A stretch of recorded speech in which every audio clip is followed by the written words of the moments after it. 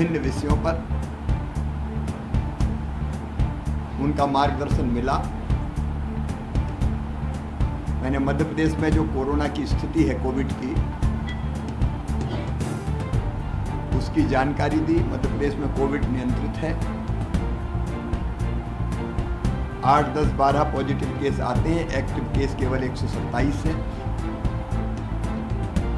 टीकाकरण मध्य प्रदेश में 88% से ज़्यादा हो गया है फर्स्ट डोज का, सेकंड का 27% है। लगातार हमारा काम चल रहा है। फिर बारिश की स्थिति के बारे में भी बरसात की चर्चा हुई।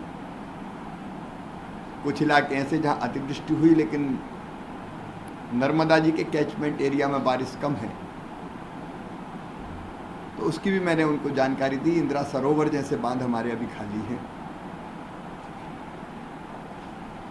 खाद की स्थिति के बारे में चर्चा हुई, क्योंकि पानी इतना गिर गया कि फसलें ठीक हैं। मध्य प्रदेश में हमने एक योजना बनाई, सीएम राइज स्कूल की, गुणवत्तापूर्ण शिक्षा देने के लिए। मध्य प्रदेश में 25-30 किलोमीटर के केंद्र पर हम एक विद्यालय खोल रहे हैं। सीएम राइज स्कूल चर्चा में से नाम निकला था। आसपास के 20, 25, 30 किलोमीटर के दूर के जो बच्चे हैं, वो बसों से उस स्कूल में पढ़ने आएंगे,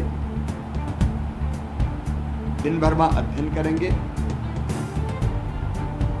और शाम को वापस उनको घर छोड़ेंगे।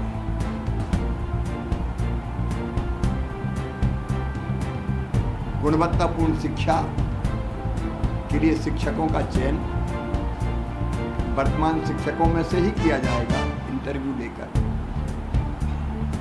गणित के, अंग्रेजी के, साइंस के टीचर्स की ठीक उपलब्धता, प्लेग्राउंड, लाइब्रेरी, लैब, सबका इंतजाम। ये शिक्षा की गुणवत्ता को ठीक करने के लिए हमारा प्रयोग है। उसके बारे में मैंने उनको पूरी जानकारी दी। इस साल 350 स्कूल हम खोल रहे हैं। उन्होंने एप्रिशिएट करते हुए मुझे कहा कि इसको ठीक ढंग से लागू होना चाहिए, एक नया प्रयोग ये हो सकता है। मध्य प्रदेश में हमने योजनाओं के क्रियान्वयन के लिए दीनदयाल समितियां बनाई हैं, पंचायत स्तर पर भी, जो योजनाओं की मॉनिटरिंग भी करेंगी, सबको ठीक लाभ मिल जाए इसकी भी चिंता करेंगी।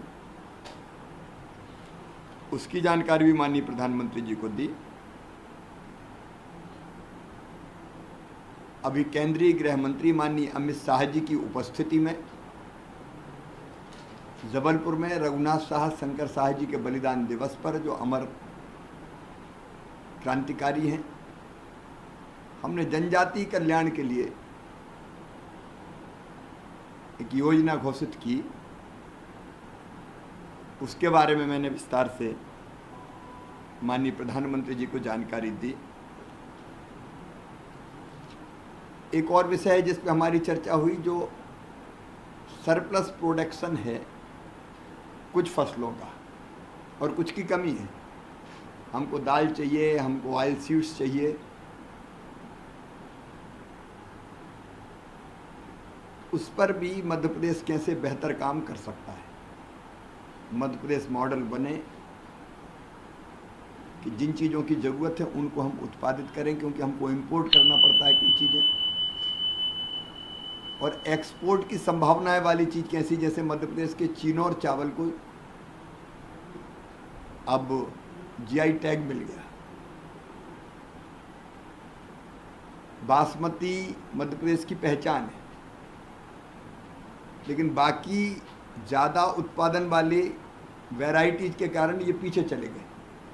हम कैसे इनको स्थापित करके एक्सपोर्ट क्वालिटी का उत्पादन कर पाए। फिर एक और मुझे उन्होंने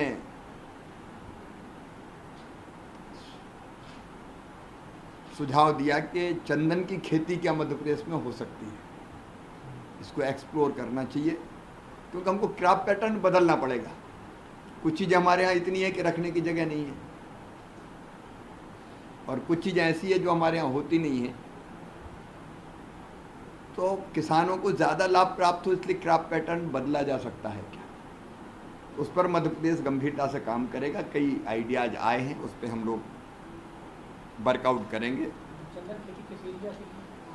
अभी हम चंदन की खेती, अगर की खेती, बांस की खेती, ये विकल्प है कई चीज़ों के, इसमें ज़्यादा पैसे मिल सकते हैं किसान को भी।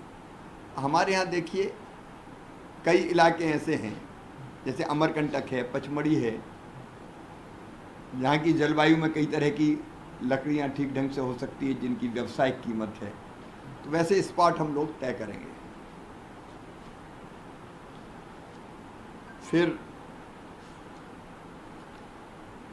मिलिट्स का जो 2023 है, संयुक्त राष्ट्र संघ ने भी मोटे अनाज के ईयर के रूप में बनाने का फैसला किया है। तो मध्य प्रदेश उसकी भी पूरी तैयारी करेगा, क्योंकि हमारे यहाँ कोदो, कुटकी जो बहुत पोषक हैं और शुगर कंटेंट बहुत कम होता है। अब ये हमारे सेल्फ हेल्प ग्रुप बना रहे हैं मिलिट्स, तो कैसे उसको हम एक्सपोर्ट कर पाएँ, और मिलिट्स का ईयर जब मनाने की बात आए तो मध्य प्रदेश की पूरी तैयारी हो पाए, उस पर हम लोग काम करेंगे। इथेनॉल पॉलिसी पर बातचीत हुई, मध्य प्रदेश में कई कंपनियां इथेनॉल के क्षेत्र में आ रही है, उसकी जानकारी भी मैंने दी। अभी 28 कंपनियों ने मध्य प्रदेश में आवेदन किया, और हम तेज़ी से इथेनॉल का उत्पादन मध्य प्रदेश में कैसे हो, उसका एक फ़ायदा किसानों को भी होगा। हमारे पास जो सरप्लस